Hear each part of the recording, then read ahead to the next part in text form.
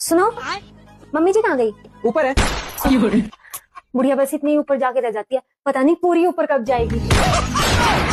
ये सब क्या देखना पड़ रहा है। नहीं बाबू ऐसा नहीं बोलते, मम्मी जी है वो। हाँ है ना, लेकिन तुम्हारी, मेरी नहीं। नहीं बाबू वो तुमसे भी इतना ही प्यार करती है जितना कि मुझसे। हाँ इतना प्यार करती है मुझसे कि कल मैंने 100 रुपए मांग लिए तो मेरी तरफ ऐसे देख रही है जैसे मैंने नागिन से नागमणि मांग ली हो। बाबू ऊपर वाला सब देख रहा है और तुम तो बहुत इंटेलिजेंट हो, सब समझ जाती हो। इंटेलिजेंट हूँ नहीं, बाबू थी, क्योंकि अब तो तुम्हारी माँ ने मेरे दिमाग के सारे वायर खोल दिए हैं।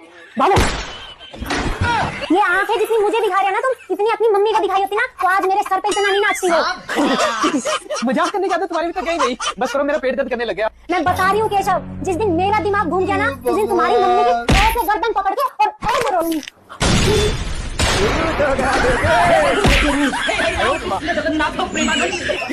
तेजस्वी लोग हैं हमारे। खत्म नहीं होता है।